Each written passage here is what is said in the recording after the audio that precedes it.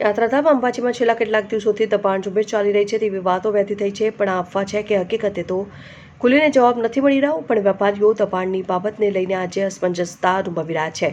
હાલ તબક્કે અંબાજી મંદિરના ચાચર ચોકનું વિસ્તૃતિકરણને લઈને 75 મીટરમાં ચાચર ચોકનો ઘેરાવ થવાનો હોવાથી વેપારીઓ હાલ તબક્કે કોઈ દુકાનોની લેવેચ થઈ નથી.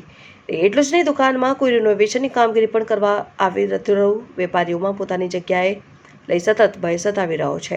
જોકે અંબાજીના બજારોમાં આડેધડ ઊભા રહેતા લારી ગલ્લાને પથરાણાવાળા કે રસ્તા ઉપર નડતરરૂપ દબાણો યાત્રિકોની અને તેમના વાહનોની અવરજવરમાં આડખીલી બની રહ્યા છે. ત્યારે આ દબાણ દૂર કરવાની વહેતી થયેલી વાતોને લઈ દબાણ આખરે ક્યારે લાવશે તેની કોઈ તારીખ જાહેર કરવામાં આવી નથી. પણ કેટલાક સૂત્રો દ્વારા મળતી માહિતી મુજબ ગામના અડચણરૂપ દબાણોની કામગીરી હાથ ધરાશે, જેમાં વેપારીઓએ પોતાનો માલ સામાન પોતાની માલિકી હદ કરી શકાય તેમ દુકાનના શટરની અંદર પોતાનો માલ સામાન રાખવાનો રહેશે. દુકાનની બહાર થયેલા દબાણો તમામ દૂર કરવામાં આવશે. એટલું જ નહીં, અંબાજી ગ્રામ પંચાયતના સ્નાનાગાર તરફના કોમ્પ્લેક્સમાં મોટા દબાણો થયા હોવાની ભારે ચર્ચાઓ ચાલી રહી છે.